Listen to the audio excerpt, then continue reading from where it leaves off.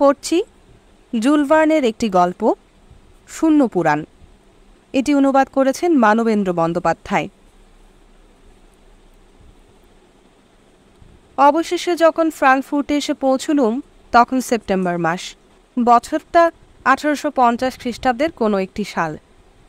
জার্মানির নামজাদা নগরগুলি পেরিয়ে আসার সময় অনেকবারই বেলুনে চেপে আকাশে উঠতে হয়েছিল আমাকে, আর সেই জন্যেই আমি যে প্রায় উড়ে উড়ে যাচ্ছিল এই তাজ্জব কাণ্ডের জন্য আমার যাবার পথটা উজ্জ্বলভাবে চিহ্নিত করা হয়েছিল। কিন্তু তখন অবশ্যই কোনো জার্মানি আমার বেলুনে করে আকাশে ওড়েনি। মাদাম গ্রিন, ইউজিন গদার আর পোয়েতভট তাক লাগানো সব গবেষণা ও কাণ্ডকারখানা তখনও এই গম্ভীর টিউটন জাতিকে ততটা উৎসুক করে তোলেনি বলেই আকাশে উড়বার জন্য তাদের মোটেই তেমন আগ্রহ ছিল না। কিন্তু যেই ফ্রাঙ্কফুর্টে আমার আসন্ন বেলুন যাত্রার কথা ছড়িয়ে পড়ল, অমনি 3 জন সম্ভ্রান্ত ও অভিজাত নাগরিক আমার সঙ্গে বেলুনে উঠবার জন্য অনুমতি চাইলেন। প্লাস দ্য লা কমেডি থেকে 2 দিন পরে আমরা রওনা হব বলে ঠিক হলো, আর আমিও তক্ষুনি আমার বেলুনটাকে ঠিকঠাক করতে লেগে গেলুম। রেশমের তৈরি বেলুন, কোনো অ্যাসিড বা গ্যাস যাতে তার কোনো ক্ষতি করতে না পারে সেই জন্যে তার উপর একটা গাঁটাপাটচার আবরণ দেয়া। জানেন নিশ্চয়ই যে গাঁটাপাটচা আসলে নানা রকম গাছের জমাট আঠা ছাড়া আর কিছুই নয়। তার আয়তন হচ্ছে 3000 ত্রিঘাত গজ, আর ঘনফলের পরিমাণটা নেহাত কম ছিল না বলেই বেলুনটা অনায়াসেই অনেক উঁচুতে উঠে যেতে পারত। সেপ্টেম্বরে মস্ত একটা মেলা বসে ফ্রাঙ্কফুর্টে। অনেক দূর দূর জায়গা থেকেও লোক আসে। স্থির হলো ওই মেলার দিনেই আমার বেলুন ওড়াবে। ভাগ্য ভালো, গ্যাস পেয়ে গেলুম চমৎকার, অত্যন্ত ভালো জাতের গ্যাস, ঊর্ধ্বচারিতাও বিপুল, তাই খুব ভারী জিনিসকেও শূন্যে টেনে তুলতে পারে। বেলা 11টার মধ্যেই বেলুনে ওই গ্যাস ভরে ফেলা হলো। অবশ্য পুরো বেলুনটায় নয়, মাত্র তার 3/4 সাবধানের মান নেই, এই আপ্তবাক্য মনে রেখেই এটুকু সতর্কতা।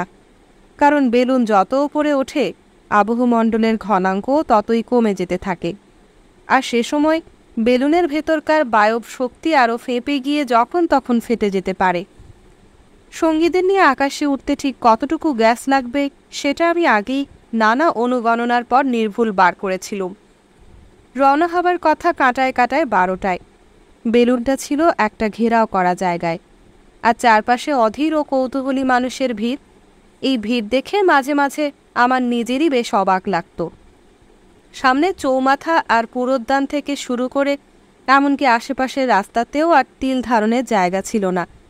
সে কি গিজগিসে ভিড় আর ঠেলাঠেলি! আশেপাশের বাড়িগুলোর ওপরে নিচে অলিন্দে গম্বুজে এক চিলতে জায়গাও আর বাকি নেই। সবখানেই অস্থির ও উৎসুক লোক। কখন বেলুন ছাড়ে সেই জন্য সবাই কি উদ্গ্রীব হয়ে অপেক্ষা করছে। গত কয়েকদিন বাতাস বেশ জোরে বইছিল, কিন্তু আজ আর হাওয়ার সেই প্রবলতা নেই। আকাশ নির্মেঘ, জলজলে রোদ জ্বলা স্বচ্ছ দিন, ফলে বেশ গরমই লাগছিল। হাওয়া এমনই স্তব্ধ হয়ে আছে যে আবহমণ্ডলে যেন প্রাণের কোনো সাড়াই নেই। এরকম আবহাওয়ায় আবার বেলুন যেখান থেকে ছাড়ে ঠিক সেইখানেই হঠাৎ নেমে পড়তে পারে। বেলুনের গতিবিধি নিয়ন্ত্রণ করবার জন্যে বেলুনের মধ্যে অনেক ভারী জিনিস তুলে নিতে হয়। অনেকগুলো থলিতে করে আমি সব শুদ্ধ 300 পাউন্ড ওজনের নুড়ি পাথর তুলে নিয়েছিলুম। বেলুনের দোলনাটা গোল, আর তার ব্যাস মোটমাট 4 ফুট। কোনো কষ্ট বা অসুবিধা যাতে না হয় সেই জন্যে তা খুবই যত্ন নিয়ে সাজানো হয়েছিল। বেলুনের ঊর্ধ্ব গোলার্ধ থেকে সুসামঞ্জস্যভাবে শক্ত রেশমির দড়ি নেমে এসে দোলনাটাকে আঁকড়ে ধরে আছে। যথাস্থানে রয়েছে দিগদর্শিকা। ঝোলানো দড়িগুলো যেখানে গিয়ে এক জায়গায় মিশেছে সেখানটা বৃত্তের মতো গোল, আর তাপমান যন্ত্রটি আছে সেইখানেই। নোঙরটাকে সযত্নে ঠিক করে রাখা হয়েছে, অর্থাৎ আকাশে উড়বার সব ব্যবস্থাই তখন ঠিকঠাক। চারপাশে রেলিংয়ের গায়ে হুমড়ি খেয়ে এসে পড়েছে ভিড়। কৌতূহলে ও উত্তেজনায় তারা কীরকম যেন অধীর হয়ে আছে। হঠাৎ তাদের মধ্যে একটি যুবকের ওপর আমার চোখ পড়ল। তার মুখ পাণ্ডুর, চোখ দুটি অস্বাভাবিক চকচকে। দেখেই বোঝা যায় ভীষণ উত্তেজিত হয়ে আছে। কেন জানি না সে আমার মনে গভীরভাবে রেখাপাত করল। কেননা তাকে দেখেই মনে পড়ে গেল যে এর আগেও জার্মানির অন্যান্য নগরে বেলুন উঠবার আগে ভিড়ের মধ্যে তাকে চোখে পড়েছে। আমার আকাশ ভ্রমণের সে একজন অত্যন্ত উৎসুক দর্শক। মনে হলো আমার এই অদ্ভুত নভোচারিতা দেখে তার ভেতরে যেন বিষম অস্বস্তি জেগেছে, কিন্তু তবু সে কিছুতেই চোখ ফেরাতে পারছে না। একদৃষ্টে তাকিয়ে আছে বেলুনটার দিকে। বেলুনটা তখন মাটি থেকে কয়েক ফুট ওপরে স্তব্ধ দাঁড়িয়ে আছে। ভিড়ের মধ্যে হই হল্লা, কিন্তু এই যুবকটির মুখে কোনো কথা নেই। সে যেন সম্মোহিত, আবিষ্ট, চিন্তাকুল। আশপাশের অধীর ও কৌতূহলী মানুষদের কথা যেন সে একেবারেই ভুলে গিয়েছে। 12টা বেজে গেল, নোঙ্গর তোলবার সময় হলো, কিন্তু তবু আমার সঙ্গীদের কোনো পাত্তা নেই। বাড়িতে লোক পাঠালাম খোঁজ নিতে। জানা গেল 3 জনের কেউই এই মুহূর্তে ফ্রাঙ্কফুর্টে উপস্থিত নেই। একজন গেছেন হামবুর্গে, আরেকজন লিনে, তৃতীয়জন লন্ডনে। গোড়ায় খুব হামবড়া ভাব করলেও শেষ মুহূর্তে আকাশে উঠতে গিয়ে তাদের সাহসে কুলোয়নি।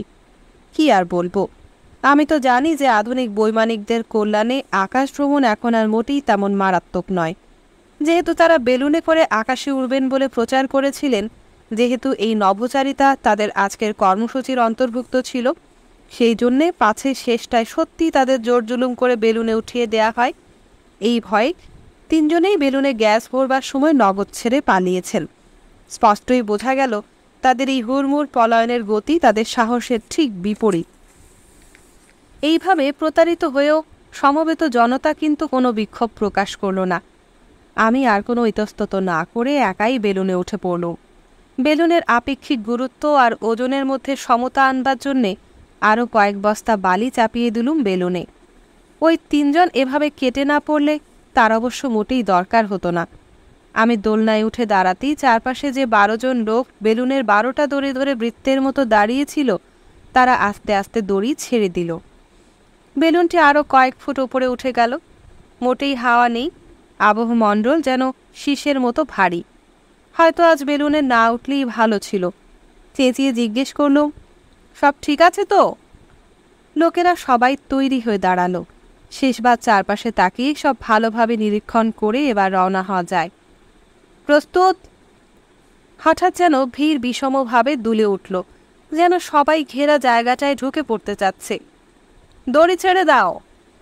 বেলুন খুব আস্তে আস্তে উপরে উঠতে লাগলো, কিন্তু হঠাৎ এক ধাক্কায় দোলনার মধ্যে ছিটকে পড়ল। উঠে দাঁড়িয়ে দেখি বেলুনের মধ্যে আমি আর একা নই। আমার সামনেই দাঁড়িয়ে আছে এক অপ্রত্যাশিত সহযাত্রী, সেই পাণ্ডুবর্ণ যুবকটি। অত্যন্ত ঠান্ডা ও স্থির গলায় যুবকটি বলল, আপনাকে অভিনন্দন জানাচ্ছি মসিও। কোন অধিকারে? এই বেলুনে উঠেছি। এখন আর আপনি আমাকে তাড়াতে পারবেন না, সেই অধিকারে। আমি তো স্তম্ভিত ও হতবাক। তারই শান্তশিষ্ট ভঙ্গি আমাকে ঘায়েল করে দিল। এত ভাবাচাকা খেয়ে গিয়েছিলাম যে কোনো উত্তর হাতড়ে পাচ্ছিলাম না। আমি হাঁ করে তার দিকে তাকিয়ে আছি, মুখে টু শব্দটি নেই, কিন্তু আগন্তুক যেন আমার হতচকিত ভাব গ্রাহ্যই করল না। আমার জন্যে কি বেলুনের ভারের সমতা নষ্ট হয়ে গেল? সে জিজ্ঞেস করল। মসিও যদি অনুমতি করেন। এই বলে সম্মতির কোনো অপেক্ষা না করেই সে 2টি বালির বস্তা শূন্যে ছুঁড়ে ফেলে দিল। মসিও, আমার কাছে তখন একটাই পথ খোলা ছিল। আপনি যখন বেলুনে উঠেই পড়েছেন, তখন আর কি করা যাবে? থাকুন, কিন্তু বেলুনটাকে নিয়ন্ত্রণ করার সব দায়িত্ব ও অধিকার আমার, এটা শুধু মনে রাখবেন। যুবকটি বলল, মসিও, আপনার আতিথেয়তায় সত্যি পুরোদস্তুর ফরাসি। আমার মাতৃভূমি থেকেই এই গুণ পেয়েছেন আপনি। কাজেই আপনি না চাইলেও আমি আপনার করমর্দন করতে বাধ্য। আপনি যা যোগ্য বলে বিবেচনা করবেন তাই করবেন। যত সাবধান হতে চান হন। আমি না হয় আপনার কাজ শেষ না হওয়া পর্যন্ত অপেক্ষা করি। কেন? কিসের জন্য? বারে আপনার সঙ্গে আলাপ করব না বুঝি? তাপমান যন্ত্র 26 ডিগ্রি নেমে এসেছে। আমরা এখন ফ্রাঙ্কফুর্ট শহরের 600 গজ ওপরে উঠে এসেছি, কিন্তু বেলুন থেকে দিগন্ত ঠিক একরকমই দেখাচ্ছে। কারণ বাতাসের যে ভরের মধ্যে সে বন্দী হয়ে আছে, বেলুন এগুলে সেও তখনই এগিয়ে যাচ্ছে। নিচের সবকিছুই কেমন মলিন, কেমন আধো আলোয় আধো ছায়ায় ঢাকা বলে মনে হচ্ছে। হালকা এক টুকরো মেঘ হঠাৎ বেলুনের নিচে সবকিছু ঢেকে দিল। কিছুই আর স্পষ্ট দেখা গেল না। আবার নতুন করে সহযাত্রীটির আপাদমস্তক নিরীক্ষণ করে দেখলাম। বয়স মোটামুটি 30 হবে। গায়ে সাদাসিধে পোশাক, ধারালো চেহারা, দেখেই বোঝা যায় গায়ে প্রচণ্ড শক্তি, অত্যন্ত পেশিবহুল সুঠাম দেহ সুষ্ঠব। আমি যে তাকে দেখে খুবই অবাক হয়ে গেছি, এটা যেন তার গায়েই লাগছে না। সে দিব্যি বসে আছে উদাসীন ও নির্বিকার, চুপচাপ বসে নিচের দিকে তাকিয়ে ঝাপসা জিনিসগুলোকে চেনবার চেষ্টা করছে। একটু পরে নিজেই বলে উঠল, হতচ্ছাড়া কুয়াশা। আমি তাকে কিছুই বললাম না। বারে, এখনও আপনি আমার ওপর রাগ করে বসে আছেন? কিন্তু আমার অবস্থাটাও একটু বিবেচনা করুন। আমি তো আর বেলুনে করে ওড়বার জন্য আপনাকে ভাড়া দিতে পারতুম না, তত টাকা আমার নেই। কাজেই আপনাকে অমন চমকে দেয়া ছাড়া আর কী বা করতে পারতাম বলুন? আপনাকে তো কেউ নেমে যেতে বলেনি। হ্যাঁ, তা ঠিক। আপনি কি জানেন না যে 1784 সালের 15ই জানুয়ারি লোরেন্সো আর দাম্পিয়ের কাউন্টরা যখন লিও থেকে বেলুনে উঠেছিলেন, তখন এমনই একটি ঘটনা ঘটেছিল। ফতার নামে এক ছোকরা ব্যবসাদার বেড়া ডিঙ্গিয়ে এসে হঠাৎ বেলুনটায় চেপে বসেছিল। শেষ অবধি সে অবশ্য আকাশ ভ্রমণ করেও ছিল, আর তাতে কারোরই কোনো ক্ষতিবৃদ্ধি হয়নি। এরকম হালকা কথাবার্তা শুনে একটু রুষ্টই হয়ে উঠলাম। আমি অবশ্য নামবার পর এর একটা কৈফিয়ত চাইব। অমন করে বলবেন না। আপনি কি ভাবছেন আমি বেলুনে করেই উড়ে বেড়াবো আর কখনো নামতে চাইব না? নামবেন? যুবকটি যেন অতিমাত্রায় আশ্চর্য হলো। আগে তো ওপরে উঠি, তারপর দেখা যাবে বলেই সে বাধা দেবার আগেই দোলনা থেকে আরও 2টি বালির বস্তা নিচে ফেলে দিল। মসিও, রাগে আমার বাকরোধ হবার জোগাড়। অচেনা যুবকটি বলল, ভাববেন না, আপনার দক্ষতার কথা আমি জানি। আপনার আকাশ ভ্রমণের কথা খুবই বিখ্যাত হয়ে উঠেছে। কিন্তু অভিজ্ঞতার সঙ্গে অভ্যাসের যদি সহদর সম্বন্ধ থাকে, তাহলে তত্ত্বের সঙ্গেও তার আত্মীয়তা মোটেই কম নেই। নভোচারিতা নিয়ে আমি বিস্তর পড়াশোনা করেছি, আমার রক্তে তা মিশে গিয়েছে। তার গলা কেমন বিষণ্ণ হয়ে এলো। হঠাৎ চুপ করে গিয়ে গভীরভাবে কি যেন ভাবতে লাগলো সে। অনেক উঁচুতে গিয়ে বেলুন তখন একটি জায়গায় স্থির ভেসে আছে। তাপমান যন্ত্র দেখে অজ্ঞাত যুবকটি বলে উঠল, তাহলে এতক্ষণে মাত্র 800 গজ উঠেছি। নিচের মানুষদের পোকার মতো দেখাচ্ছে, দেখছেন? আমার মনে হয় মানুষকে নির্ভুল বিচার করার জন্য অনেক উঁচু থেকেই তাকানো উচিত। লাসদালা কমেদিকে এখন ঠিক একটা পিঁপড়ের স্তূপ বলে মনে হচ্ছে। যেটির ভিড়ের দিকে একবার তাকিয়ে দেখুন, কি পিঁপড়ের মতো দেখাচ্ছে না? পাহাড়গুলো পর্যন্ত কেমন ছোট হয়ে যাচ্ছে। গির্জার ঠিক ওপরটাতেই আছি আমরা। মাইন নদীকে একটা সরু রেখার মতো দেখাচ্ছে, যেন শহরটার মাঝখান দিয়ে কেউ একটা রেখা টেনে দিয়েছে। আর সেতুটাকে দেখাচ্ছে একটা সুতোর মতো। এই সুতোটা নিয়ে কেউ যেন 2 তীরকে বেঁধে দিতে যাচ্ছে। আবহাওয়া হঠাৎ বেশ ঠান্ডা হয়ে এসেছে। আপনার জন্য করতে পারি না এমন কিছুই নেই, রহস্যময় লোকটি বলল। ঠান্ডা লাগছে আপনার? বলুন, তাহলে আমার কোট খুলে দিই আপনাকে। শুকনো গলায় বললাম, ধন্যবাদ। বারে, এটা তো ঠিক যে আতরে নিয়মও নাস্তি। দেখি, হাতে হাত দিন। আপনারই স্বদেশীও আমি। আমার সঙ্গে আছেন বলে ভাবছেন আপনার পুরো সময়টাই নষ্ট হবে? না, তা হবে না। তা থেকে কিঞ্চিত জ্ঞানার্জনও করতে পারবেন। হঠাৎ এসে চড়াও হয়ে আপনাকে যে ঝামেলায় ফেললাম, আমার কথাবার্তায় অন্তত তার খানিকটা ক্ষতিপূরণ হবে। কোনো উত্তর না দিয়ে দোলনার একেবারে অন্য কোনায় গিয়ে বসলাম। যুবকটি ততক্ষণে তার লম্বা ওভারকোটের পকেট থেকে একটা মস্ত পাণ্ডুলিপি বার করে ফেলেছে। বেলুন বিদ্যা সম্বন্ধে একটি বিস্তৃত গবেষণাই হবে সেটা। যা কিছু আকাশ যাদের ডেকেছিল তাদের সম্বন্ধে যা কিছু লেখা হয়েছে, তাদের নিয়ে যত হাসি ঠাট্টা ও ক্যারিকেচার করা আছে, তার একটা আশ্চর্য সংগ্রহ আছে আমার কাছে। বেলুনের মতো আশ্চর্য আবিষ্কারকে নিয়ে লোকে যেমন প্রশংসাও করেছিল, তেমনি ঠোঁট বেঁকিয়ে ঠাট্টাও করেছিল। মলগোলফিয়ের তার আমলে বাষ্প দিয়ে নকল মেঘ বা তড়িৎ জ্বলা গ্যাস বানাবার চেষ্টা করতেন। ভাগ্যিস এখন আর সেরকম করতে হয় না। ভিজে খড় আর পশম পুড়িয়ে এখন আর ভাগ্যিস কৃত্রিম মেঘ তৈরি করতে হয় না কাউকে। কি বলতে চাচ্ছেন আপনি? আবিষ্কারকদের কারো কোনো প্রতিভা ছিল না? সব বুজরো কি? সব ধাপ্পা? আপনি একথাই বলতে যাচ্ছেন? আকাশে যে ওড়া যায় এটা হাতে কলমে প্রমাণ করে দেয়াটা কি আপনার মতে ঠিক হয়নি? আহা, প্রথম বৈজ্ঞানিকদের গৌরব ও মহিমাকে কে অস্বীকার করতে যাচ্ছে? তপ্ত বাতাস ভরা ওইসব ঠুনকো বেলুনে করে আকাশে উঠতে যথেষ্ট বুকের পাটা লাগে। কিন্তু জিজ্ঞেস করি, প্লাসার যেদিন আকাশে উড়েছিলেন, তারপর কি বিমানবিদ্যার তেমন উন্নতি হয়েছে? আর ব্লাশার তো প্রায় 100 বছর আগেকার মানুষ। আচ্ছা, এই যে এটা দেখুন, বলে অজ্ঞাত যুবকটি তার চামড়ার ব্যাগ থেকে একটা রেখাচিত্র বার করে দেখালো।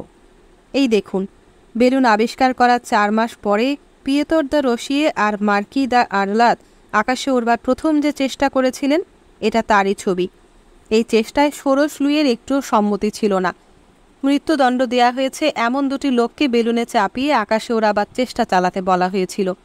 এই ব্যাককেলে অবিচারে পিয়েতর দ্য রশিয়ে তো ক্ষেপেই আগুন।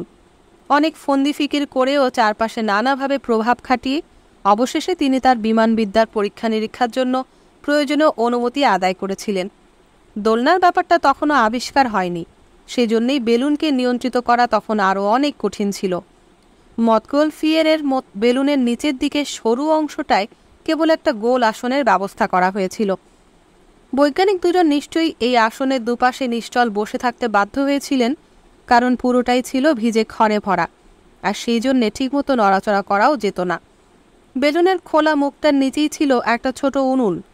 বৈজ্ঞানিকরা যখনই আরও উপরে উঠতে চাইতেন, তখন ওই জ্বলন্ত উনুনে কিছু খড় ফেলে দিতেন, আর হাওয়া আরও গরম হয়ে যেত, হালকা হয়ে যেত, আর ওপরে উঠবার নতুন শক্তি দিত। কিন্তু তাতে বেলুনে আগুন ধরে যাবার একটা মস্ত ভয় ছিল। 1783 সালের 21শে নভেম্বর এই দুজন দুঃসাহসী আকাশযাত্রী মুয়েত গার্ডেন থেকে আকাশে উঠলেন।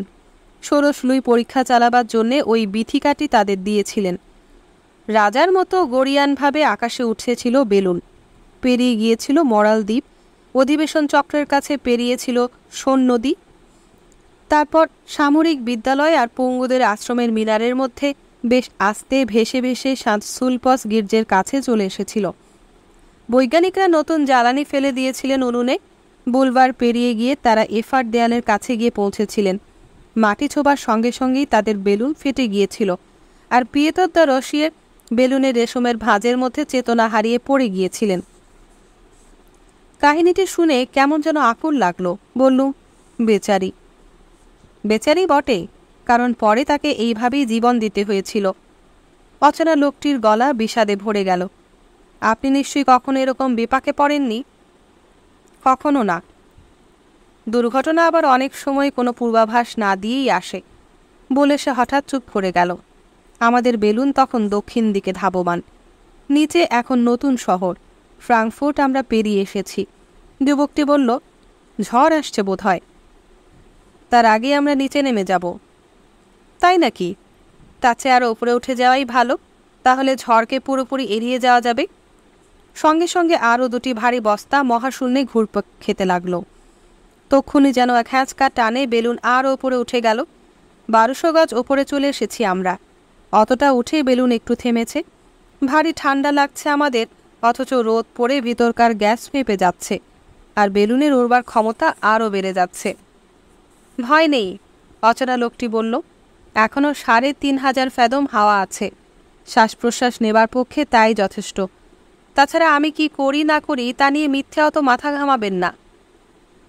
উঠেই পড়তাম হয়তো, কিন্তু কেন যেন ভিতর থেকে কে বাধা দিল। জিজ্ঞেস করলাম, আপনার নাম? আমার নাম? তা শুনে আপনার কি এসে যাবে? বাজে বকবেন না। আপনার নাম কি বলুন, আমি জানতে চাই। ধরে নিন অ্যারোস্ট্রোতুস বা এম্পেডক্লেস। যা আপনার ভালো লাগে তাই আপনি ব্যবহার করতে পারেন। এই উত্তরে একটু আশ্বস্ত হওয়া গেল না। ভারী আশ্চর্য লোকটি। কথা বলার ধরন এমন ঠান্ডা যে একেবারে তাজ্জব হয়ে যাচ্ছিলাম। কে জানে শেষটায় কার পাল্লায় পড়লাম। সে বলেই চলল, পদার্থবিদ শার্লের পর মৌলিক কিছুই আর আবিষ্কার হয়নি। বেলুন আবিষ্কার হবার 4 মাস পরেই এই প্রতিভাবান মানুষটি প্রথম ভাল্ব তৈরি করেন। তার ফলে বেলুনের মধ্যে গ্যাস বাড়ানো কমানো খুব সহজ হয়ে যায়। তারপরে আবিষ্কার করেন দোলনা। তার ফলে বেলুনকে ইচ্ছামতো পরিচালনা করা আর দুঃসাধ্য রইল না। তারপর আবিষ্কার করলেন জাল। তা যে কেবল বেলুনের আবরণটিকেই ধরে থাকে তা নয়, তার ওজনকেও পুরো জিনিসটার মধ্যে ছড়িয়ে দেয়। তিনি বার করলেন বালির বস্তা তোলবার পদ্ধতি। তার ফলে কেবল যে ইচ্ছেমতো ওঠাই সম্ভব হলো তা নয়, কোনো জায়গায় নামতে হবে তাও ইচ্ছেমতো স্থির করা গেল। বার করলেন ইন্ডিয়া রাবার দিয়ে সমস্তটা মুড়ে দেবার উপায়। তাতে বেলুন আরও মজবুত আর টেকসই হলো। বেরোলো ব্যারোমিটার, তার সাহায্যে বোঝা গেল কতটা উপরে ওঠা গেছে। আর সবচেয়ে যেটা বড় কথা, শার্ল ব্যবহার করলেন উদযান গ্যাস। বাতাসের চেয়ে 14 গুণ হালকা বলে তাতে যে আবহমণ্ডলের সর্বোচ্চ স্তরে ওঠার সুযোগ হলো তা নয়, আকস্মিক পতনের হাত থেকেও বেলুনকে তা রক্ষা করল। 1783 সালের 1 ডিসেম্বর তুইলেরই চারপাশে 3-4 লোক এসে ভিড় করেছিল। সমর বাহিনী অভিনন্দন জানালে শার্লকে। তারপর শার্ল তার বেলুনে উঠলেন। আকাশে 9 লিগ, 1 লিগ হলো 3 মাইল, 9 লিগ গিয়েছিলেন তিনি। এমনভাবে তিনি তার বেলুন চালিয়েছিলেন যে আধুনিক বৈমানিকরাও কেউ তার শেষ দক্ষতাকে এ পর্যন্ত অতিক্রম করতে পারেননি। রাজা তাকে 2000 লিভার বৃত্তি দেবার ব্যবস্থা করলেন। তখন সত্যি নতুন নতুন আবিষ্কারকে উৎসাহ দেয়া হতো। কথা বলতে বলতে লোকটি ক্রমেই উত্তেজনায় টকবক করতে লাগলো। এ বিষয়ে বহু পড়াশোনা করে এটা বুঝতে পেরেছি যে প্রথম বৈমানিকেরা তাদের বেলুনকে নিয়ন্ত্রিত করতে পারতেন।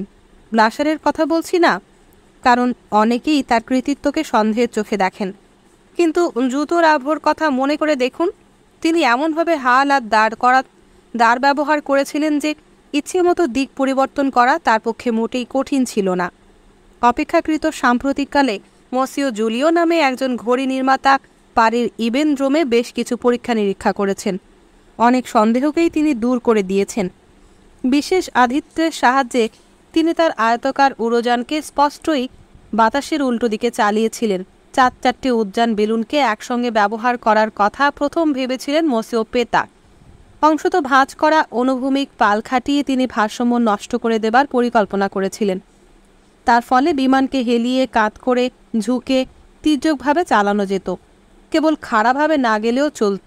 স্রোত বা হাওয়ার ঘূর্ণিকে জয় করার শক্তির কথাও তারা ভেবেছিলেন।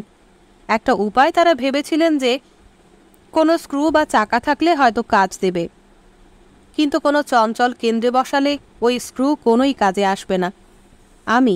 আমি বেলুনকে নিয়ন্ত্রিত করবার, সব দিক থেকে সামলাবার একমাত্র উপায় আবিষ্কার করেছি। কিন্তু কাণ্ড দেখুন, কোনো প্রতিষ্ঠানই আমাকে সাহায্য করতে এগিয়ে এলো না। কোনো নগরী আমার জন্য চাঁদা তোলার ব্যবস্থা করল না। কোনো সরকারই আমার কথায় কান দিতে চাইল না। বিশ্রী ব্যাপার, জঘন্য, নীচ, ধিক্কারজনক। লোকে এত আহাম্মক আর নিঃসার হয় যে ভাবলে ঘেন্না হয়। এমন উত্তেজিতভাবে সে হাত পা ছুটতে শুরু করলো যে দোলনাটাই বুঝি উল্টে যায়। শেষটায় অনেক কষ্টে তাকে একটু ঠান্ডা করলাম। এদিকে বেলুন তখন এক দমকা হাওয়া স্রোতে গিয়ে পড়েছে। মাটি থেকে 1500 গজ ওপর দিয়ে আমরা দক্ষিণ মুখে এগোচ্ছি।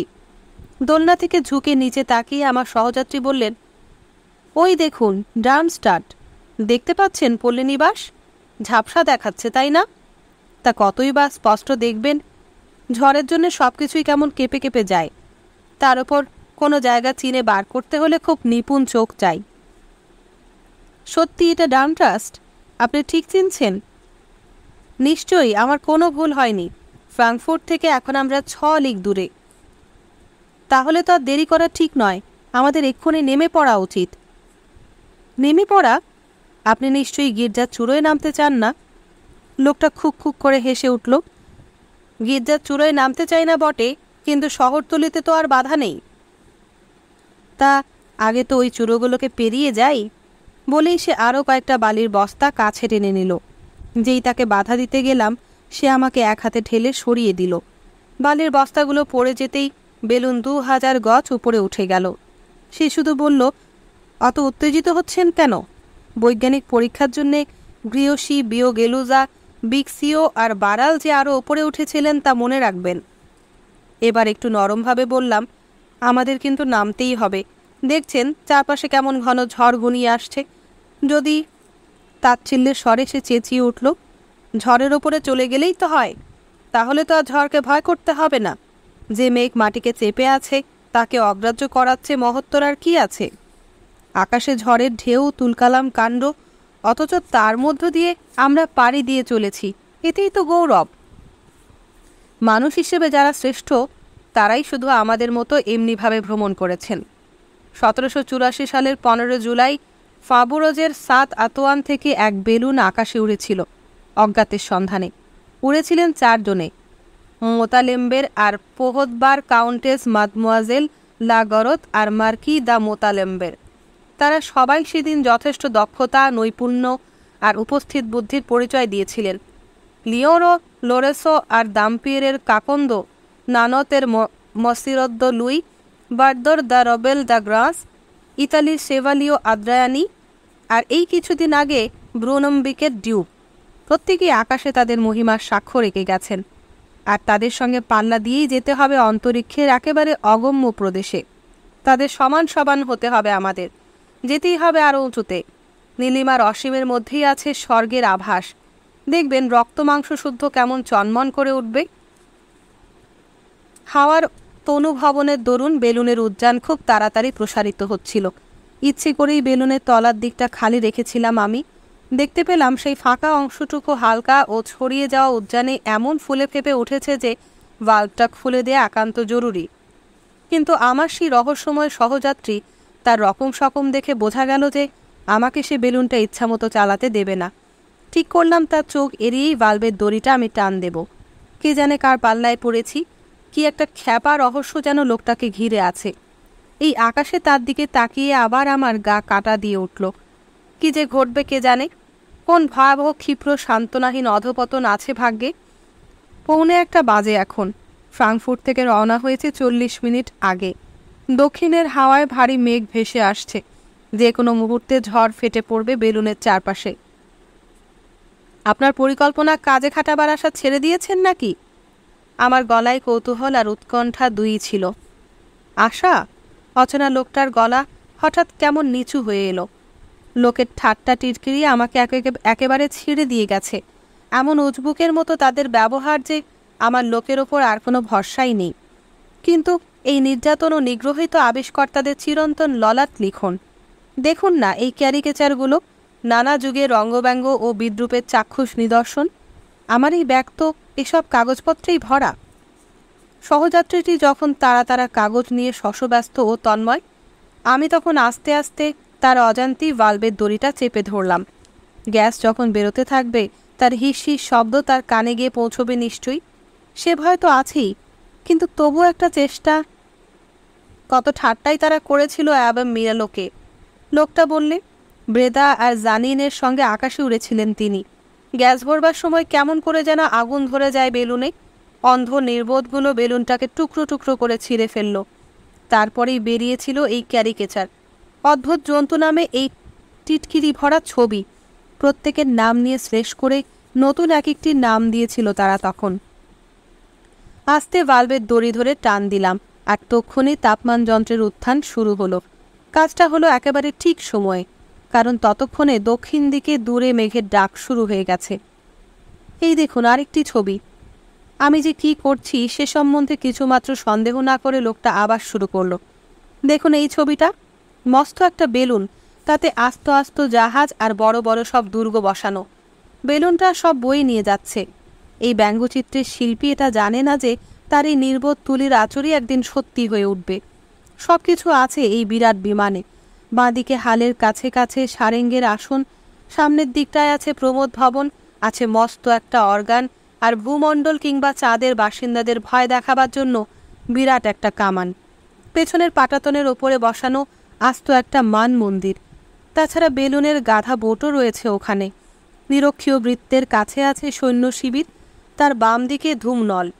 ওপরতলায় আছে প্রমোদ বিতান, বেলুনের পাল আর মস্ত ডানা, তার নিচে কফিখানা, রেস্তোরাঁ আর ভাড়ার ঘর, আর নিচে রয়েছে এই অজ্ঞ ও নির্বোধ ঢক্কানাথ। মানব জাতির সুখের জন্য আবিষ্কৃত এই মণ্ডলাকার বিমানটি অবিলম্বে ভূমধ্য সাগরের পূর্ব তীরের বন্দরগুলির উদ্দেশ্যে যাত্রা করিবে। কর্তৃপক্ষের পরিকল্পনা, সেখান হইতে ফিরিবার পর বিমানটিকে তাহারা 2 মেরু ও পৃথিবীর পশ্চিম বিন্দুর উদ্দেশ্যে প্রেরণ করিবেন। যাত্রীগণ এক বস্ত্রে আসিয়া এই আকাশযানে উঠিতে পারেন, কাহাকেও সঙ্গে কিছু লইতে হইবে না। সব দিকেই কর্তৃপক্ষের পুরা খেয়াল রহিয়াছে। এত ব্যতীত দিনে দিনে ব্যবস্থা আরও ভালো বই মন্দ হইবে না। সকল গন্তব্যস্থলের যাত্রী মাসুলি সামঞ্জস্য রাখিয়া স্থিরীকৃত হইবে। তবে আমাদের গোলার্ধে দূরতম দেশগুলির ভাড়া সর্বদাই এক থাকিবে, অর্থাৎ 2 মেরু বা পশ্চিম প্রান্তের উদ্দেশ্যে যাইতে হইলে একই মাসুল লাগিবে, অর্থাৎ মাত্র 1,000 লুই। স্বীকার্য বেলুনের বেগ, সুব্যবস্থা ও আরামপ্রদ পরিবেশের কথা চিন্তা করিলে এই বেলুনে যাত্রীদের জন্য যে ধরনের ব্যবস্থা রহিয়াছে তেমনটি কোথাও মিলিবে না। প্রত্যেকের রুচি ও অভ্যাসের দিকে লক্ষ্য রাখা হইয়াছে। কেহ ইচ্ছা করিলে সারাক্ষণ দণ্ডায়মান থাকিতে পারেন, আবার কেহ বা পায়ের পাতায় ভর করিয়া লাট্টুর মতো অবিরাম ঘুরিয়া নৃত্য করিতে পারেন। উদর রসিকদের জন্য যেমন নানাবিধ মূল্যবান ও মুখরোচক খাদ্যের ব্যবস্থা আছে, তেমনি কেহ যদি অনশন প্রিয় হন, তবে তাহাকে যাতে কোনো বাবুর্চি বা খানসামাই জ্বালাতন না করে সেদিকেও নজর আছে। যাহারা অতি চালাকদের সঙ্গ পছন্দ করে, তাহাদের জন্যই মনের মতো সঙ্গী যেমন সেখানে পাওয়া যাইবে, তেমনি যাহারা হাবাগোবা জড়বুদ্ধি মানুষের সঙ্গ প্রিয়, তাহারাও মনোপুত সহযাত্রী পাইবেন। এই বিমান কোম্পানির মূলমন্ত্রই হইল প্রমোদ বিতরণ। এই কথাটি সবিশেষ স্মরণীয়। ভাবুন, এই পচা রসিকতাতেও লোকে হেসেছিল, কিন্তু হঠাৎ একদিন যদি টপ করে মরে না যায়, তাহলে একদিন এরা দেখতে পাবে যে এদের সব পরিহাসই সত্যে পরিণত হয়েছে। বেলুন যে তখন নিচে নামছে সেদিকে কোনো দৃকপাত না করে সে তার দামি সংগ্রহটিকে আমার সামনে বিছিয়ে দিল। এই হাসি ঠাট্টার মধ্যেই কিন্তু বিমান শিল্পের পুরো ইতিহাস লুকোনো আছে। অনেক অভিজাত ব্যক্তি পর্যন্ত এই হালকা ও মাথা মোটা খেলায় মেতেছিলেন। কত রকম যে খেলা হয়েছে এ নিয়ে। কোনো বেলুন কদ্দূর যাবে তা নিয়ে বাজি ধরা হতো, আর বেলুনবাজ লোকটা শেষ অবধি কোথায় পৌঁছত তার ওপর বাজির হারজিত নির্ভর করত। আপনি দেখছি বিমানবিদ্যা নিয়ে বিস্তর পড়াশোনা করেছেন। করেছি তো। ফিথন, ইকারুস আর আর্খিতাস কিংবদন্তির এই নায়কদের থেকে শুরু করে এ পর্যন্ত যত আকাশযাত্রার চেষ্টা হয়েছে সব আমি গভীরভাবে অধ্যয়ন করেছি। ভগবান যদি আমাকে পরমায়ু দিতেন, তাহলে বিমানবিদ্যায় আমি অজস্র জিনিস দিতে পারতাম, কিন্তু তা তো আর হবার নয়। কেন? কারণ আমার নাম হলো এম্পেরক্সলেস বা অ্যারোস্ট্রোদুস। বেলুন এই ফাঁকে আস্তে আস্তে মাটিতে নেমে আসছিল, কিন্তু লোকে যখন শূন্য থেকে ঘুরপাক দিয়ে পড়ে, তখন 100 ফিট উচ্চতার যা পরিমাণ, 5000 ফিটেরও তাই। আপনার মনে আছে ফ্লোরার যুদ্ধের কথা? লোকটার মুখ কেমন উত্তেজিত ও আরক্তিম দেখাচ্ছিল। সেই যুদ্ধেই সরকারের আদেশে হোতেলও একটি বেলুন বাহিনী করেছিল। মাবেজ দখলের সময় পর্যবেক্ষণ ও সংবাদ সংগ্রহের এই নতুন অবলম্বনটি থেকে জেনারেল জুর্দা এত উপকার পেয়েছিলেন যে হোতেলোর সঙ্গে দিনে 2 বার করে তিনি নিজেই বেলুনে উঠতেন। বৈজ্ঞানিক ও তার অনুচরদের মধ্যে সংকেত সংবাদের বিনিময় হতো। সংকেত করা হতো নিশান নেড়ে। নিশান ছিল 3 রঙের, সাদা, লাল আর হলুদ। মাঝে মাঝে বেলুন লক্ষ্য করে শত্রুপক্ষের বন্দুক ও কামান গর্জে উঠত, কিন্তু বেলুনের গায়ে আঁচড়টি পর্যন্ত পড়ত না। জেনারেল জুর্দা যখন সারলেরা আক্রমণের জন্য তৈরি হচ্ছিলেন, তখন হোতেলও বেলুনে চেপে সেখানে গিয়েছিলেন। জেনারেল মার্লোর সঙ্গে 7-8 ঘন্টা ধরে চারপাশে অনুসন্ধান চালিয়েছিলেন তিনি। ফ্লোরার যুদ্ধ জয় করার পেছনে তার অবদান কতখানি সেটা এবার ভেবে দেখুন। জেনারেল জুর্দা প্রকাশ্যে ঘোষণা করেছিলেন যে বৈমানিক বাহিনীর পর্যবেক্ষণ ও তথ্য সংগ্রহ তাকে বহুভাবে সাহায্য করেছিল, কিন্তু সেই যুদ্ধে ও পরে বেলজিয়াম অভিযানের সময় বেলুন বাহিনীর সাহায্যে অনেক দিন থেকেই উপকৃত হওয়া সত্ত্বেও বেলুনকে কিন্তু আর কখনো সামরিক কাজে লাগানো হয়নি। মিশর থেকে ফিরেই বোনাপার্ভ মাদারক সরকারি প্রতিষ্ঠানটিকে তুলে দেন। ফ্রাঙ্কলিনের কথা তুলে বলা যায়, এই নবজাতকের কাছ থেকে সত্যি কতটুকু আশা করতে পারেন আপনি? শিশুটি জন্মেছিল প্রাণবন্ত ও সতেজ, কিন্তু তাকে গলা টিপে মেরে ফেলা হলো। 2 হাতের মধ্যে মুখ ঢেকে সে বসে রইল কিছুক্ষণ, তারপর হঠাৎ মাথা তুলে বলে উঠল, আমার নিষেধ সত্ত্বেও আপনি ভাল্ব খুলেছেন? তক্ষণে আমি দড়িটা থেকে হাত সরিয়ে নিলাম। ভাগ্যিস বালির বস্তায় এখনো 300 পাউন্ড ভার আছে। তার মানে আপনার মতলব কি বলুন তো? সে জিজ্ঞেস করল, কখনো সমুদ্র পাড়ি দিয়েছেন? স্পষ্ট বুঝতে পারছিলাম আমার মুখটা ফ্যাকাশে হয়ে গেছে। সে বলে চলল, আমাদের বেলুন অ্যাড্রিয়াটিকের দিকে ভেসে যাচ্ছে। তা অ্যাড্রিয়াটিক তো মাত্র ছোট্ট একটা স্রোত, আরও দূরে গেলে অন্য অনেক স্রোত পাওয়া যাবে। বলে সে চট করে কয়েক বস্তা বালি ছুঁড়ে ফেলে দিল। তারপর জানালো, ভেবেছিলেন যে আপনার কাজ লক্ষ্য করিনি? বেলুনের গ্যাস প্রসারিত হয়ে হঠাৎ ফেটে যেতে পারত বলেই আপনাকে তখন ভাল্বটা খুলতে দিয়েছিলাম, কিন্তু খবরদার আর কখনো এরকম করবেন না। তারপর আবার তার কাহিনী শুরু হলো। ব্লাশার আর জেফ্রি কেমন করে ডোভার ক্যালে গিয়েছিল জানেন? 1785 সালের 7 জানুয়ারি হাওয়া বইছিল উত্তর পশ্চিম দিক থেকে। তারা পরিকল্পনা মতো ডোভারের উপকূলে বেলুনে গ্যাস ফোড়লেন। হিসেবে গণ্ডগোল হয়েছিল, ভারসাম্য বজায় ছিল না, কাজেই বেলুনে উঠবার সঙ্গে সঙ্গেই সবগুলো বালির বস্তা তাদের ফেলে দিতে হয়েছিল। শুধু শেষ সম্বল হিসেবে সঙ্গে রেখেছিলেন মাত্র 30 পাউন্ড ওজন। কিন্তু 30 পাউন্ড আর কতটুকু? হাওয়ার বেগ ছিল যেমনকে তেমন, ফলে বেলুন ফরাসি উপকূলের দিকে এগোচ্ছিল উড়ো শামুকের মতো আস্তে। তাছাড়া কলার টিস্যুর মধ্যে ছিল সূক্ষ্ম ছিদ্র, ফলে একটু একটু করে গ্যাস বেরিয়ে যাচ্ছিল। 1.5 ঘন্টার মধ্যেই বৈমানিকেরা আবিষ্কার করলেন যে তারা নিচে নেমে যাচ্ছেন। জেফ্রি জিজ্ঞেস করলেন, এবার কি করবে ব্লাশার? ব্লাশার বললেন, মাত্র তো সিকিপথ এসেছে এতক্ষণে, তাও নিচু দিয়ে, অথচ ওপরে উঠলে বোধহয় অনুকূল হাওয়া পাওয়া যেত। বাকি 30 পাউন্ড না হয় এবার ফেলে দিই। বেলুন একটু হালকা হয়ে সাময়িকভাবে ওপরে উঠল বটে, কিন্তু একটু পরেই আবার নিচে নেমে এলো। অর্ধেক পথ এসে তারা সব যন্ত্রপাতি ও পুঁজিপত্র ফেলে দিলেন। মিনিট 15 পর ব্লাশার জিজ্ঞেস করলেন, তাপমান যন্ত্র কি বলে? পারদ ক্রমশ উঠে যাচ্ছে, আর আমাদের রক্ষে নেই, অথচ ফ্রান্সের উপকূলে কিন্তু চোখে পড়ছে এখনো। হঠাৎ জোরে একটা আওয়াজ হলো। জেফ্রি জিজ্ঞেস করলেন, কি হলো? বেলুন ফেটে গেল নাকি? না, গ্যাস কমে গিয়ে বেলুনের তলার দিকটা একেবারে চুপসে গিয়েছে। আমরা কিন্তু এখনো নেমে যাচ্ছি না, আর আমাদের রেহাই নেই। এক্ষুনি বাকি সব জিনিস ফেলে দাও। দাঁড়, হাল, রসদপত্র সব ফেলে দেয়া হলো। বেলুনটা তখন সমুদ্র থেকে মাত্র 100 গজ পড়ে। আবার তাহলে ওপরে উঠছি? না, আচমকা ভার কমে যেতে একটু যা উঠল। এদিকে তো একটাও জাহাজ চোখে পড়ছে না। দিগন্ত অবধি শুধু ধু ধু নীল জল, একটা ভেলা অবধি নেই। পোশাক আশাকও খুলে ফেলিয়ে এসো। প্রায় নগ্ন হয়ে গেলেন তারা। বেলুন কিন্তু তখনও কেবল নামছে। জেফ্রি বললেন, ব্লাশার, একাই তো অভিযানে বেরোতে যাচ্ছিলে তুমি, কেবল অনুরোধ এড়াতে না পেরে আমায় সঙ্গে নিয়েছ। আমি বরং জলে ঝাঁপিয়ে পড়ি, তাহলে অনেকটা ভার কমে যাবে, বেলুনও আবার ওপরে উঠে যাবে। না জেফ্রি, না, তা হয় না। বেলুনের গ্যাস তখন ফুরিয়ে আসছে, চুপসে গিয়ে অবতল বেড়ে গিয়েছে, দ্বিগুণ জোরে গ্যাসকে আরও চাপ দিচ্ছে, আর তার ফলে বেলুন তখন হুড়মুড় করে নিচে নামছে। বিদায় ব্লাশার, বিদায়।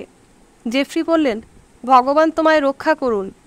জেফ্রি তক্ষণে জলে ঝাঁপিয়ে পড়তেন, কিন্তু ব্লাশার তাকে আটকে ফেললেন। তখন জেফ্রির মাথায় আরেকটা বুদ্ধি খেলল। ব্লাশার, আরেকটা উপায় আছে।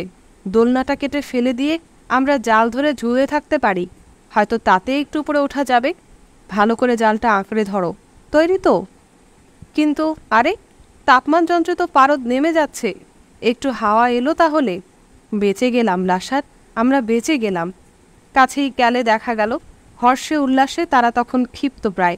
একটু পরেই তারা গুইয়ের জঙ্গলে এসে পড়বেন। আমি বলছি আপনাকে, অবস্থায় পড়লে আপনিও ডক্টর জেফ্রির দৃষ্টান্ত অনুসরণ করতেন।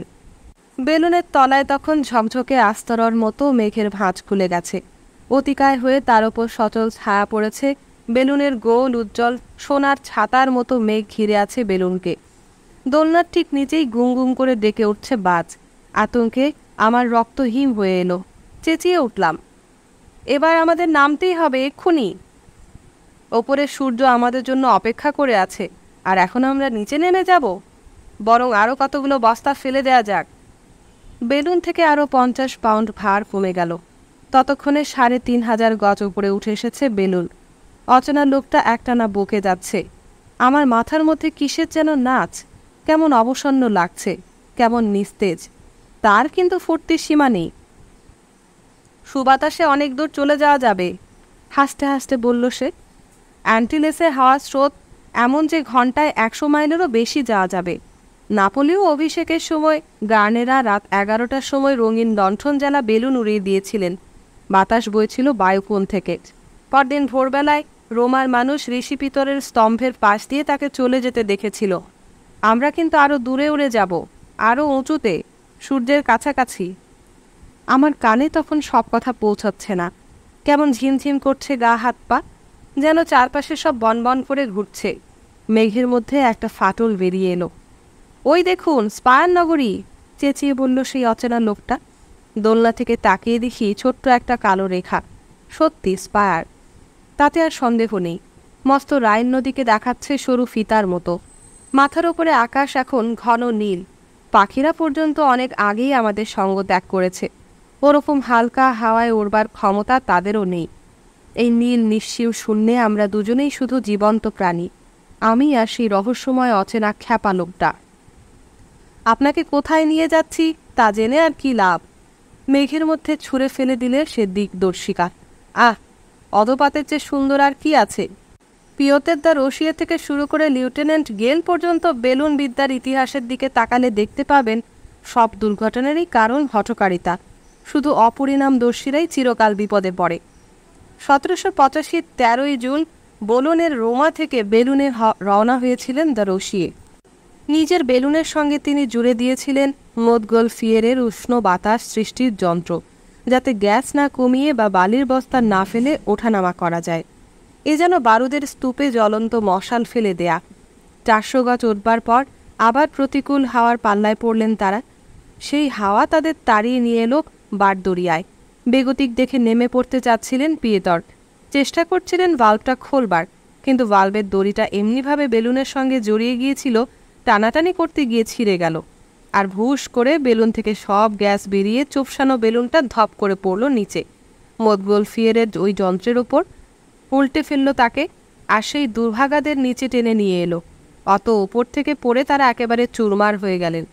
ভয়ঙ্কর, তাই না? আমি শুধু বললাম, ভগবানের দোহাই, নিচে নামতে দিন। আমাদের চারপাশে মেঘ, নিচে বারবার গম্ভীর ভীষণ বাজের আওয়াজ, আর বেলুনের গহ্বরে তারই একটা প্রতিধ্বনি। আপনিই কিন্তু খুঁচিয়ে খুঁচিয়ে বাধ্য করলেন, লোকটা চেঁচিয়ে বলল। বেশ, উঠছি না নামছি, আর তা আপনি জানতে পারবেন না। দিকদর্শিকার পথে তাপমান যন্ত্রটি নেমে গেল, সঙ্গে নিয়ে গেল আরও কটা বালির বস্তা। উঠে এসেছে 5000 গজ তো হবেই। এর মধ্যেই দোলনার গায়ে বরফ ছুঁড়ে জমছে। আমার অস্থিমজ্জায় যেন হিমানি স্রোত খেলে যাচ্ছে। নিচে ভয়ঙ্কর ঝড় ফেটে পড়ছে ততক্ষণে। ওপরে আছি বলে আমার অবশ্যই তার পাল্লায় পড়লুম না। এত ভয় পাচ্ছেন কেন? আমাকে আশ্বাস দিলেন অচেনা। শুধু যারা অপরিণামদর্শী, বিবেচনাহীন, উদ্ধত, তারাই সবসময় মারা পড়ে।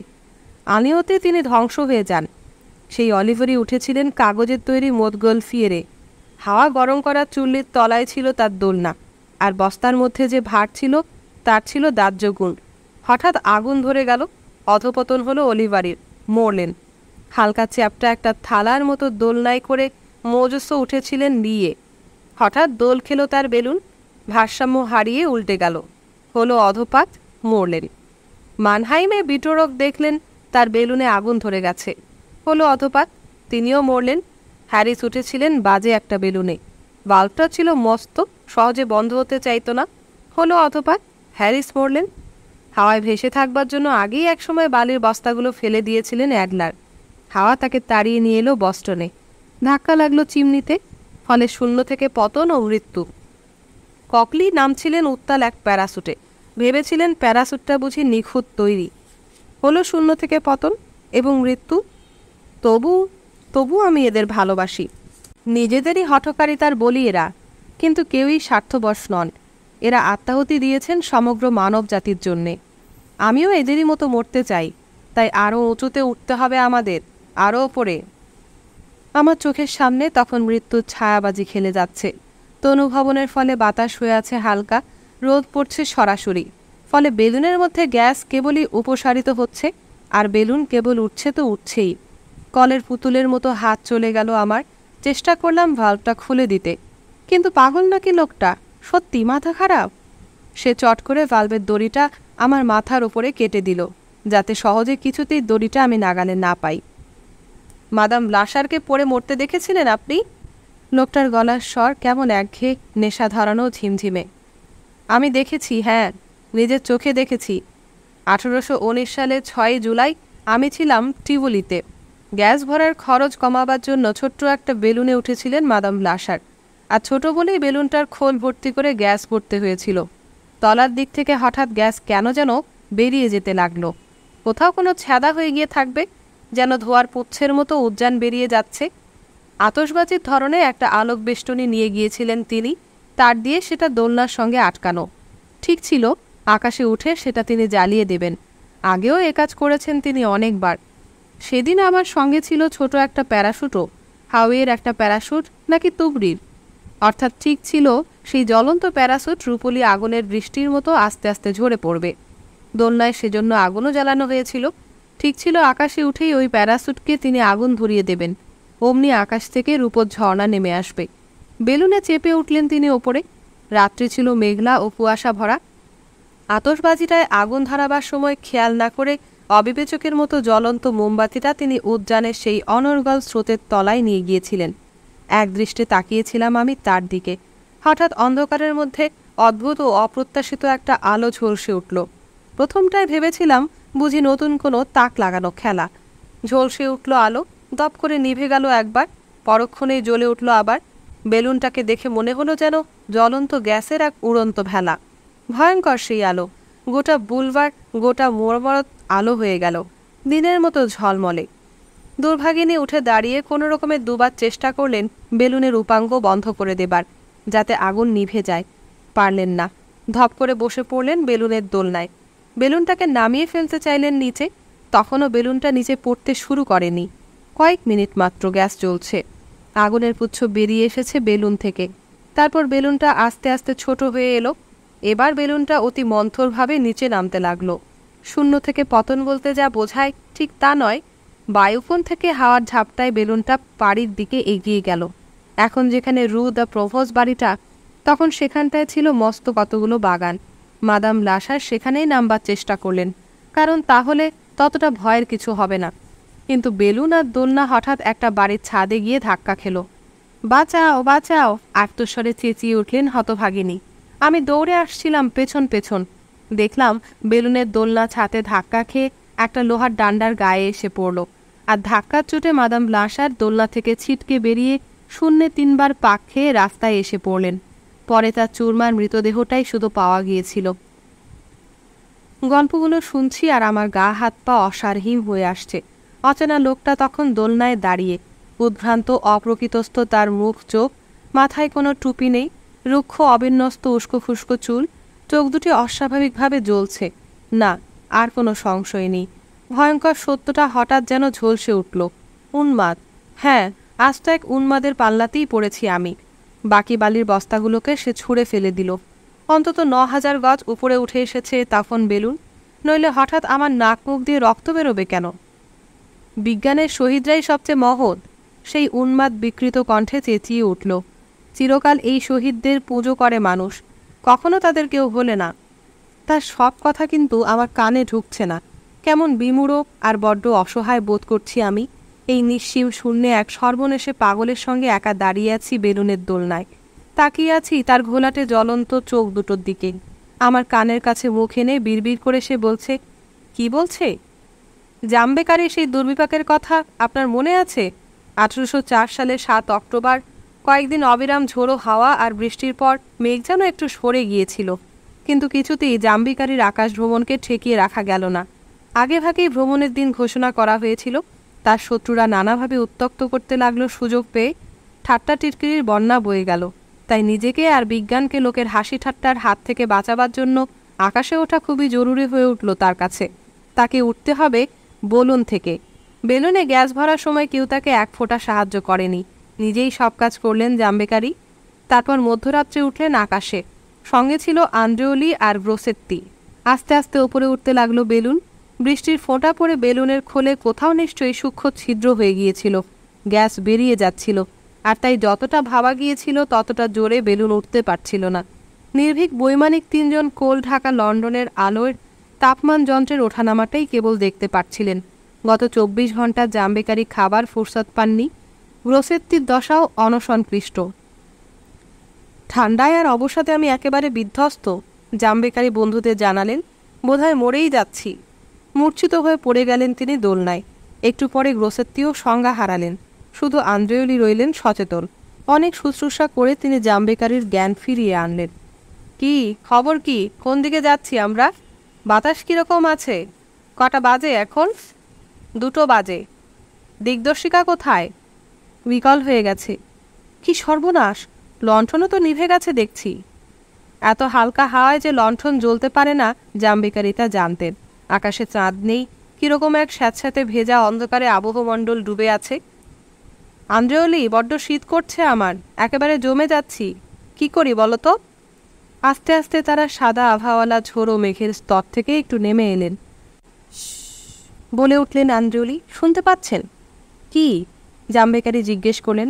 কিরকম অদ্ভুত একটা শব্দ শোনা যাচ্ছে। তুমি ভুল করছো আন্দ্রেওলি। না, একবার ভেবে দেখুন তাদের অবস্থা। গভীর রাতে মহাশূন্যে অন্ধকারে কানে আসছে রহস্যময় কোনো অনির্ণীয় শব্দ। তবে কি কোনো স্তম্ভের গায়ে গিয়ে ধাক্কা লাগবে, নাকি কোনো মিনারে বা বাড়ির গম্বুজে গিয়ে চোট খাবে, কোনো ছাতে গিয়ে পড়বে কি তবে বেলুন? শুনছেন? আমার মনে হচ্ছে সমুদ্রের ঢেউয়ের শব্দ। অসম্ভব। সত্যি তাই, ঢেউয়ের শব্দই। তাই তো, ঢেউয়ের কাতরানি বলেই তো মনে হচ্ছে। আলো, আলো! বার কয়েক প্রাণপণ চেষ্টার পরও আন্দ্রেওলি আলো জ্বালতে পারলেন না। রাত তখন ৩টা। নিচে তখন ভীষণ ঢেউগুলো গর্জাচ্ছে, রোষে ক্ষোভে অস্থির সমুদ্র। ঢেউগুলো যেন সব কিছু গিলে খাবে। স্তব্ধ রাতে সেই গর্জন শোনালো আরও ভয়ঙ্কর। বেলুন তখন নিচে নামছে, সমুদ্র প্রায় ছোঁয়ে ছোঁয়ে। আর আমাদের রক্ষা নেই। মস্ত একটা বালির বস্তার দোলনা থেকে ফেলে দিলেন জামবেকারি। বাঁচাও, বাঁচাও! সেই মহাশূন্যে অনর্থক চেঁচিয়ে উঠলেন আন্দ্রেওলি। দোলনাটার জল ছুলো।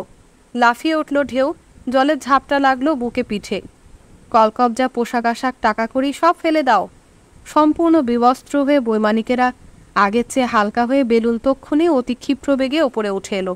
ঝাঁকুনি লেগে বমি পেল জামবেকারির। গ্রোসেত্তির নাক মুখ দিয়ে রক্ত ঝরছে, জোরে জোরে নিঃশ্বাস দিচ্ছেন। খাবি খাওয়ার দশা, কথা বলারও ক্ষমতা নেই। ঠান্ডায় হাত পা অসারহীন, যেন অল্পক্ষণের মধ্যেই তুষারে তাদের দেহ ঢেকে যাবে। রক্তের মতো রাঙা ভাঙা চাঁদ উঠল আকাশে। কোনো একচক্ষু দানবের রুষ্ট রক্তিম ভয়ঙ্কর চোখ যেন। উচ্চমণ্ডলে ৮ ঘন্টা এলোমেলো ঝাঁকুনি খেয়ে বেলুন আবার নিচে নামতে শুরু করে দিল। নিচে তখনও রাগী গর্জমান সমুদ্র। রাত বাজে ৪টা। দোলনাটা সমুদ্রে অর্ধেক ডুবে গেছে।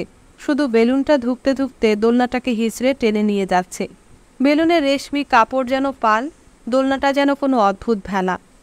সকালবেলায় আবিষ্কার করলেন পেসারোর উল্টো দিকে আছেন তারা, উপকূল থেকে ৪ মাইল দূরে। তীরের কাছাকাছি যখন এসেছেন তখন হঠাৎ এলো দমকা ঝোড়ো হাওয়া, আর আবার তাদের টেনে নিয়ে গেল বারদরিয়ায়। আর রেহাই নেই। তারা ভাবলেন ২-১টা জেলে ডিঙ্গি ছিল তখন সমুদ্রে, কিন্তু তাদের অদ্ভুত ভেলা দেখে ভয় পেয়ে তারা দূর দিয়ে চলে গেল। শেষটায় এক বুদ্ধিমান মাঝি তাদের নৌকায় তুলে নিল, নামিয়ে দিল ফেরাদায়। ভয়ঙ্কর অভিজ্ঞতা, দুঃস্বপ্নের মতো। কিন্তু জামবেকারির বুকে ভয় ডর নেই। উৎসাহে তিনি সর্বক্ষণ জ্বলছেন। সুস্থ হয়েই আবার তিনি আকাশে উঠতে লাগলেন।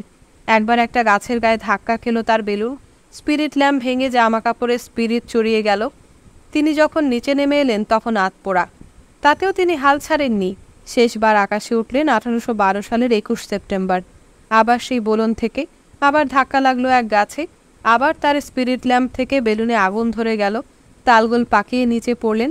জামবেকারি মারা গেলেন। কিন্তু আকাশ যাদের ডাক দিয়েছে তারা কি এসব তথ্য থেকে ভয় পায়? বরং জেদ তাদের আরও বেড়ে যায়। আরও উঁচুতে উঠতে চায় তারা। যত তারা উঁচুতে ওঠে তাদের মৃত্যুও ততই মহিমা পায়। বেলুনে তখন একটাও বালির বস্তা নেই। কলকবজা পর্যন্ত এক এক করে ফেলে দেওয়া হয়েছে। এসে পৌঁছেছি এক বিপুল উচ্চতায়। কথা বললি আকাশের গায়ে ধাক্কা লেগে বিপুল জোরে ফিরে আসছে যেন প্রতিধ্বনি।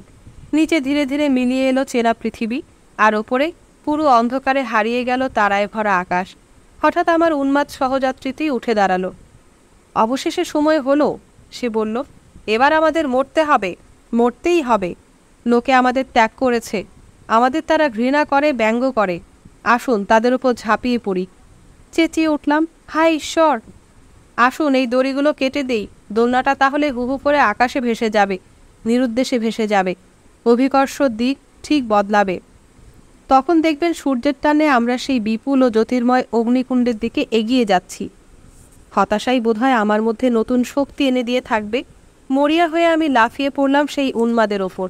প্রচণ্ড ধস্তাধস্তি ধাক্কাধাক্কি চলল দুজনে, আর যুযুধান আমাদের দিকে। বেলুন কেবলই দুলে দুলে উঠল। কিন্তু কি জোর তার গায়ে! ধাক্কা দিয়ে ফেলে দিল সে আমাকে। তারপর হাঁটু দিয়ে আমাকে চেপে রেখে সে দোলনার দড়ি কাটতে শুরু করলো। ১, সে চেঁচিয়ে উঠল। হায় ঈশ্বর! ২, ৩। অতিমানসিক শেষ চেষ্টায় সেই উন্মাদকে ধাক্কা দিয়ে সরিয়ে আমি উঠে দাঁড়ালাম। ৪। একবার পাক খেয়েই নিচে নেমে গেল দোলনা। বিদ্যুৎ চালিতের মতো দাঁড় ধরে ঝুলে পড়লাম আমি।